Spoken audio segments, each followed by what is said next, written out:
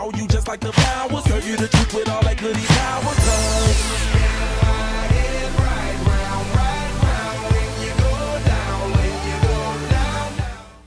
Hey Bucks, welcome to this week's edition of the Weekly Buc. I'm Rosie, and I'm here with my co-host Sydney. Hey yo, what's poppin'? We had a lot going around OHS lately, and many kids are doing some pretty interesting things. Last weekend, the OHS Music Department presented this year's musical called Mamma Mia. It was a great show that highlighted the talents of many of our students. One of our WBUC teams caught up with some of the lead actors to see how they prepared and how they felt about their performances. Let's check it out. Thanks, guys. I'm here catching up with some of the cast members of the Mamma Mia play. How are you, Sarah Westcott? I'm good. How are you? I'm great, thank you. So, who do you play in the play Mamma Mia? I play Donna Sheridan, and she's like the mom of the production. That's so cool. So, while you're practicing and you make a mistake, how do you fix or change them? Well, if I notice myself making a mistake, then I'll usually recognize it when it happens and say, oh, I screwed a line in my head. But if we're doing something like on stage, then you just keep going and then take it up with yourself afterward. Or if it's like a music thing that you need to figure out with one of the directors, then you take that up with them when you get the time. And I'll go over my lines by myself and go over my music by myself, all stuff like that. Thank you so much for your hard work to make this play so great. Thank you. I'm here with Ben Norton. So Ben, I heard Mamma Mia is coming up, and I heard you're in it. Who do you play as? I play Eddie. I'm one of the friends of Sky, who's marrying Sophie. I'm also friends with Pepper, who is another one of Sky's friends. We're kind of like in the background, but we do have a couple fun glory moments. That's awesome.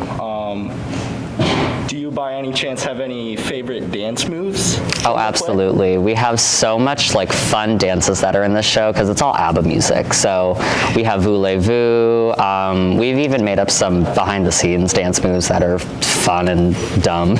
Do you want to show us your favorite dance move? Yeah, this one actually, it's really funny because it's named after one of the kids in the show, Alex, because he would do it backstage a lot. It's really cool. So it's basically just, we go like this and you swing your arms and you just do that repeatedly. It's usually what we do, like when we're sitting backstage waiting for either like slipping through my fingers, Chiquita to finish. That's awesome. Hey guys, I'm here with Sydney today. How are you today, Sydney? I'm good, very tired, but how are you? I'm doing pretty good. So I heard you were in the play coming up, Mamma Mia. I am. What role do you play? I play Sophie Sheridan. What do you think your biggest accomplishment is? My biggest accomplishment is probably memorizing all my lines, since this is the first show I've ever done, besides like being in others when I was younger, but I didn't have like a main part in those. I was when I was in like second grade, so this is my first like real show. I'm here with Cheyenne Gordon, who is part of the Mamma Mia play. How are you today? Pretty good. How are you? Great. Thanks for asking. So, what's your role in the play? I am Lisa, one of the best friends of Sophie. Okay. So, do you have any connection to Lisa? A little, yeah. Lisa is a very like playful character, and I'm a very playful person. Yes, you are. I think I relate to it because she's also kind of trying to help her friend find out things about herself, like for Sophie, who her father is, and for me, I just try to like help people find their way, I guess. So relatable through these high school years and everything. That can just relate to your character. I love that so much. Well, thank you so much for your time, and I'm so excited. I know this is going to turn out great. Hi, I'm here with Miles. What role do you play in this musical? I am part of the ensemble. We dance in the background and make the principals look a bit better. I love that. So how many hours do you guys practice per day? Well, most of our practices, especially this week, which we call You can say it. To say Hell Week. Most of our practices run from 4 to up to 10:30 at night. Wow, that's a lot of hours you put into this. Yes, and it will look hopefully mediocre. Congratulations to everybody involved in the musical. We can't wait to see what you do next year. Looks like the performers put a ton of time into preparing for the show. It definitely paid off. It was amazing. That's what I heard. Another exciting event from this past weekend was the rivalry game between Oswego and Fulton in boys basketball action. Zach Chamberlain and Lucas Cady recently spoke with some of the players for a recap on their season thus far. Let's see what they had to say. So I'm here with another varsity basketball player, big old Mike. So Mike, taking any shots this season so far? I'm taking a few shots right under the rim, but no jump shots for me yet. Anything outside of the paint at all? Absolutely not. You know when coach is going to give you the green light? I'm hoping for maybe next year I can get a green light, but got to put in that work. All right, Mike. Well, it's nice to hear your input. It's nice having you on the show. Yeah, anytime. Hey guys, I'm Zach Chamberlain. I'm here with the OHS starting center, Billy Waterbury. Hello, Buccaneers. So Billy, how many rebounds are you pulling down in a game? Just like about 7. Just doing what I can to help our team and Coach Amaki out. That's a horse mentality right there. All right, Billy. So, I know you can slam. Like you get up, you throw down some 2-hand slams in practice. Yeah, when's it gonna come down in game? Like, dude, I'm waiting for my fast break. I'm down at the bottom of the 3-2 zone, so it's hard to get out there and get steals when you're up at the top of the zone. It's easier, but who knows? Maybe I'll get a chance, and I'm gonna flush it when I get that fast break. Yes, sir. Thank you, Bill. Thanks, guys. I'm now here with power forward Christopher Cody. What's up, guys? So, Chris, you are another one of our players that can slam, all right? And I've seen you do some crazy stuff like some 2-hand slams, some 1-hand slams. Now, when is it coming in game time? Like, when's it coming? Realistically, probably never, but I'm going to try. This next week, I'm going to try. That's what I like to see. All right, so, Chris, like, how many points you average in a game? Like 2. All right, that's respectable. I respect that. I like your Raptors shirt. That's nice. Thank you. It's a nice tie-dye, man. Thank you for your time. Thank you. Hey, guys, I'm here with Noah, the starting small forward on the JV basketball team. All right. So, Noah, I just have a few questions. I know you're a freshman, and you got a bright future ahead of you. What you going to do to put in the work over these next few years for a good varsity year? I'm going to go to the open gyms over summer and work out and put the work in. Yes, sir, bro. I see you getting buckets out there. How many you averaging this year? I don't know. About 20? Yeah, about 20. Yeah, you a bucket. All right, thank you for your time, bro. Hey, guys, I'm back. I'm now here with Luke Warner, the starting guard on the Oswego basketball varsity team. How you doing? I'm doing very well. How are you? Doing great. So, Luke, I just got a few questions here, I know you recently committed to NVU. Congratulations on that. Thank you. I appreciate it. What are you looking forward to for your next 4 years at NVU? Looking forward to getting better. There's a good group of guys up there that had some big wins recently, and I'm excited to go up and play with them. That's facts. That's very sweet, bro. So like, how many assists you dropping per game for a Buccaneer? I'm dropping about 2 or 3 assists a game. That's solid. That's solid. That is solid. As a captain on the team, would you consider yourself a leader? I would. I do my best to bring guys up when I can and just try and, keep things positive. Thank you for your time, Luke. Thank you. Hello, guys. I'm here with ND Trap himself. Yeah, that's me. So, ND Trap, I know you're the starting shooting guard on the team. I know, how many points you drop in a game? I think around 12 and a half. That's respectable. And I know, I hear from a lot of the guys on the team that you're a corner specialist. Is this true? What'd you say? Sorry, I was sidetracked. Are you a corner specialist from 3-ball? Oh, yeah, definitely. You already know.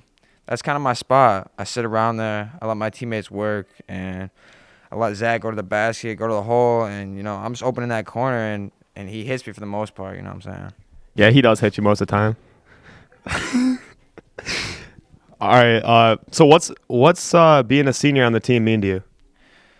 It means a lot, I feel like I'm a leader. People look up to me. all around the world and stuff. So it's a good thing, you know. I appreciate it for your time.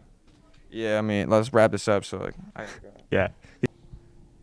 hey guys, we're here with Zach Chamberlain, also known as the leading scorer of the Oswego Buccaneers, senior guard / forward, averaging how many points per game, Zach? About 16. 16. Last time I checked, it was about 14, but, you know, we'll give it to him. 16, 14, same thing. Now, they didn't include that 28 by my head. That was good stuff. I appreciate that. So, I got a couple questions. What are your plans for the next year? Are you planning on continuing your basketball career into college? And if so, what colleges are you looking at? You know, I got a couple colleges in mind. I was thinking I want to keep playing basketball, but we'll see how that goes. Yeah, it's definitely tough up in college. Like, it's no joke. So I got a couple more questions for you. This season hasn't gone according to plan. What do you think about this follow-up sectionals postseason? Like, what do you think about that? You think that Oswego is going to make a run, or do you think it's going to be tough? I mean, to be honest, if I'm like a 1 or 2 seed going to play Oswego, I'm scared. I'm worried. I mean, we're explosive. Like, we got little spurts where we can drop like 20 points in 3 minutes. Like, I'm scared, to be honest. I would be scared, but why are you scared? Because you're on the team. But all right, so we almost got someone interrupting our media. Last question for you. The Bills suffered a tough loss. What do you have to say about that? I mean, I think that Josh Allen choked. Or am I wrong? Yeah, you're wrong. That's all, Bucks. Hopefully the boys can pull through with some wins during sectionals. Good luck, boys. Hey, Rosie, have you heard that a flight in Malaysia was diverted after a snake broke loose on the plane? Wait, really? Is that true? Rosie, you're kidding, right? Why wouldn't I? It's on the news, right? Well, Rosie, you can't believe everything that you hear. For more obscure news, let's check in with Ian, David, and Quinn for their version of Saturday Night Live, The Weekend Update. Weekend Update with David Pearson and Quinn Banwa.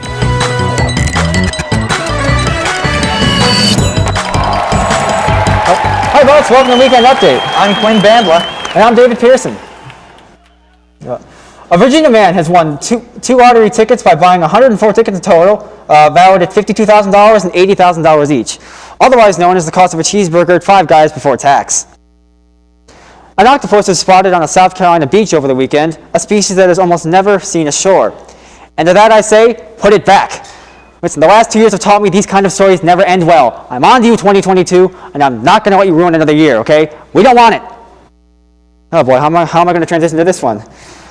In Britain, a horse was pulled out of an empty swimming pool after becoming stranded. Due to the fact that the pool was empty, I can only assume that somebody led the horse to water and made it drink. A lot. A painting purchased for $30 at a Massachusetts yard sale has been found to be valued at over $10 million, discovered to be a previously unknown work by German Renaissance artist Albrecht Dürer. Gotta love those New England yard sales. You either get a moldy pillow or a lost German artwork. Take your pick. And as they say, one man's trash is another man's $10 million painting. A team of chemists in Britain gathered together to break the record for the highest voltage from a fruit battery, using 2,923 lemons to do so. This has been the biggest weight of fruit since the invention of the fruitcake. Speaking of which, when life gives you lemons, take the lemons back. We don't need them. Moving on, on Monday, the 2022 Oscar nominees were announced. Here to comment is somebody who doesn't watch the Oscars. Hey, where does you don't watch the Oscars? That's correct. I did have a cousin named Oscar, though, and I hated him. We reserved 3 minutes of airtime for this. Yes, you did. We get paid by the paragraph, bud. They're paying you to do this? They pulled me kicking and screaming out of my retirement to come back here. Well, hey, just because you think it's bad doesn't mean somebody doesn't think it's their $10 million German painting. I swear to God, just shut up. Okay, and so, what are your thoughts on the Oscar nomination? Don't know. Never watched them. I hear they're pretty boring, though. I feel like we're going in circles here. Remember, we just got to keep going with it. God, shut up. Rude. Oh boy, Box, hey, it looks like we're out of time. This has been Weekend Update. I'm David Pearson. I'm Quinn Bandla.